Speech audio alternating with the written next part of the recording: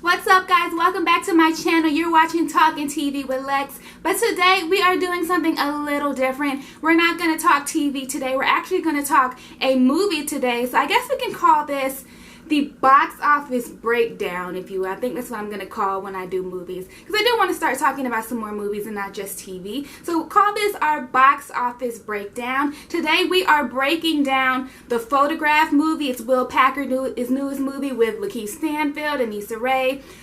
Saw it a couple days ago, liked it, liked some things, didn't like some things, have very mixed reviews about it, been seeing a lot of mixed reviews about it, so I figured I'd get on here and talk about it. So if you're interested in hearing more about what I have to say about the Photograph movie, stay tuned. I want to start off by saying that this is in no way a way for me to tell people to not see the movie or to persuade people to not see the movie. This is not it at all. I hope everybody goes out to support this movie. I hope if you're watching this, you've already seen the movie, or if you're watching it, that you're planning to go see the movie at some point. I do think it is a much needed film. We don't get a lot of black love films, and I just want it to do the best it can. But I do feel like I need to be honest about how I felt about the movie, because in all honesty, I was pretty disappointed with the way that the film came out. You know, I'm all for black love. I'm definitely all for black movies. You know, I'm black and I work in TV and film and entertainment. So I know how hard it is to put out black art and how hard it is to get people to come and watch black art. And if, you know, what we do doesn't do well, we really don't get a lot more opportunities to redeem ourselves. So I really hope that this movie does do well. And I'm glad that this movie was put out and that, you know, Universal gave Will Packer the opportunity to put out this story. But like I said, I was actually pretty disappointed in the movie. There were a lot of things that I didn't like. Now I'm going to start off with the things I do like about it. One, love that we have a black film. You know, I'm always going to be excited about that. I love that we have a black love film. The biggest thing I loved about it is that it wasn't a black film that was rooted in tragedy. It was basically just two black people who are both doing very well in their own lives and had a lot going for themselves, who found themselves falling in love. I think it's beautiful. It doesn't have to be death centered around a scorned black woman. Nobody had to get beat up first. You know, she didn't have to get thrown out by some rich guy and then fall for the poor guy, because apparently in a lot of black films, black women can only be happy if they end up with the broke guy. We didn't see any of that in this. So I did love that. It was a true black love story. I mean, she lost her mother in the film, but there wasn't so much around that. It was really about their black love story, and I thought it was beautiful. It had all the fuzzy feel-good moments that I wanted to see from it. Lakeith, I swooned every time he was on screen. He's just an amazing actor. I feel like no matter what role he's in, no matter how bad the movie may be, he's always going to bring his best, because he's just a good actor, and I feel like he really has the range to really put to life whatever role he gets. So he played the knight in shining armor, the guy swooping up off your feet and not without even trying. He played that to a T. He had me wishing I was May in the movie, because I wanted to be, you know, the special girl to Lakeith. So the love, the chemistry, all that was portrayed beautifully. I thought Issa did a good job.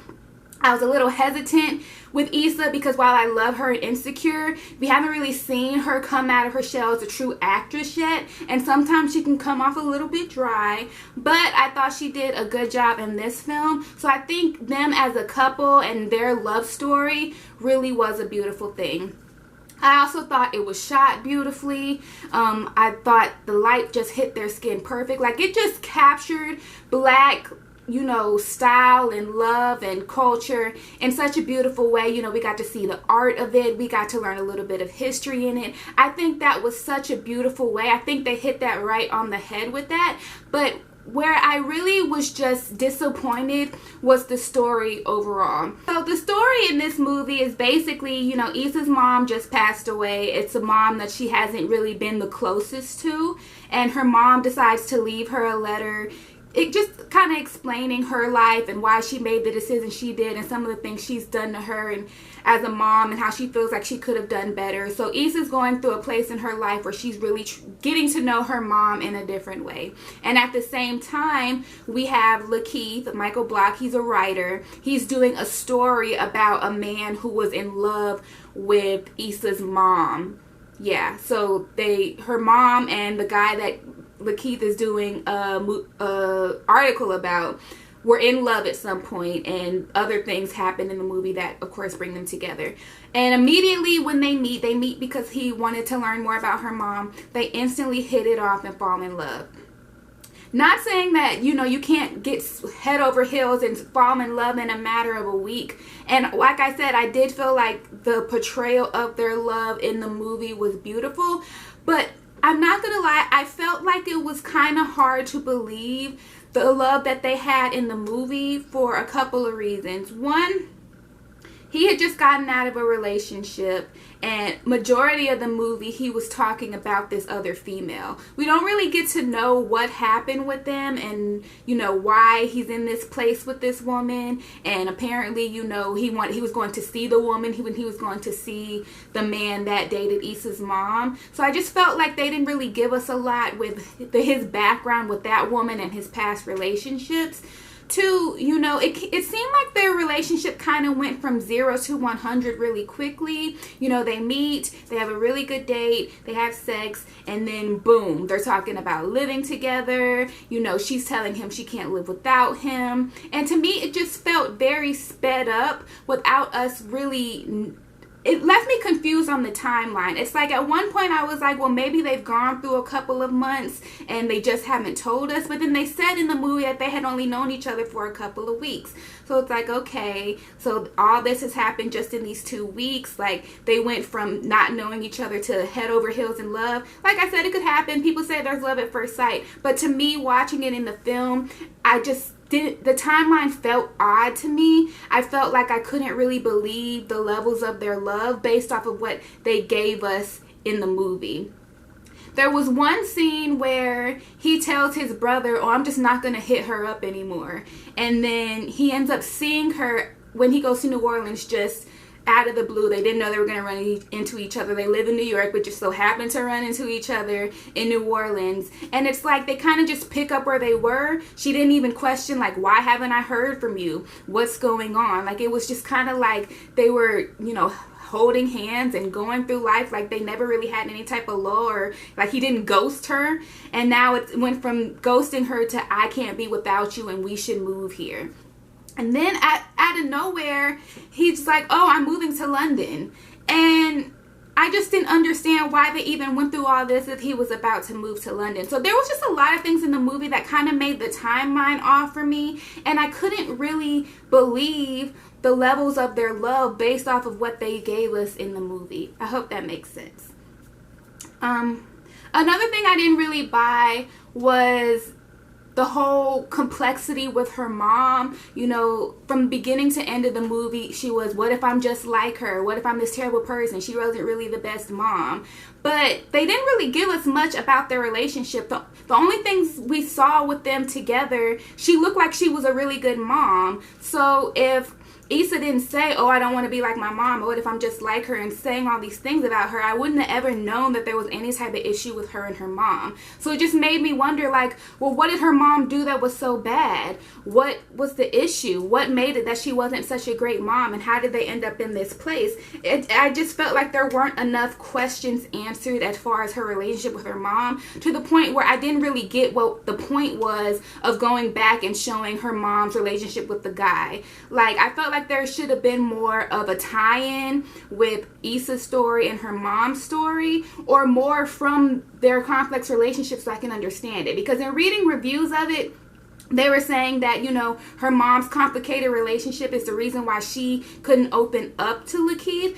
But I didn't see any of that. And I also didn't feel like there was this big issue of her opening up with Lakeith. Because literally from beginning of end to the movie, she was right there. Even when he ghosted her, you know, she was right there when they had their whole thing where she had to go to his brother's house and meet her family. I never really saw any type of struggle with her and Lakeith. It all just seemed to happen all perfectly wrapped in a bow until the whole situation with him moving to London. And even in that case, she was the one who reached out to him so that they can continue on with their relationship. It's like what have they really gone through with her mom, with each other, for me to believe there's all of these complex situations. They're telling us these complex situations, but I'm not getting it from the story. And I know it sounds picky, but as a viewer, it just made it hard for me to keep up with it. And I think if they would have given us those tidbits of information, honestly, I probably wouldn't have gotten bored, because to tell the truth, aside from the little fuzzy feelings of them pouring their love out to each other and having those pretty moments, I was pretty bored with the movie, in all honesty. And I think that's what the biggest disappointment was. They weren't giving me enough for me to feel like I was being taken on a ride with all of these situations. It seemed like they just wanted a cute little love story where we can get all the feels and see them love one another, but there wasn't really any true storyline there. Not gonna lie, I was pretty disappointed with the film. There are things about it that I liked, and I think it's beautiful. I think everybody should go see it. I'm so excited to, to see black art and film being made, and for black writers and black actors and black filmmakers to continue to have these opportunities. But at the same time, don't just give us anything for the sake of appeasing us. Black people deserve quality content in films, and we deserve to see ourselves in the best way. As a culture, we should demand a little more of each other. I know it's hard to really critique things, especially when I feel like we don't really have a lot of opportunities. It seems like, oh, a black person's tearing down another black person. We don't have a lot, and when we have it, somebody's tearing it down. But at the same time, we should be able to critique our movies and say, we could have done better in that. This could have been done in a much better way. This had the potential to be an amazing film, and I just feel like they missed the mark. Hopefully we continue to have more opportunities to showcase our art, and I hope that when we do have those opportunities, it's done in a better way and we can get the quality content that we do deserve. That's how I feel about The Photograph. I would see it again. I think it's a really cute film. It probably would have been cute to go on Valentine's Day with the date. I went solo, luckily. I got invited to a screening of it. But, I think it is a good film, and I think that people still should go see it, but I was a little bit disappointed in, in the movie overall.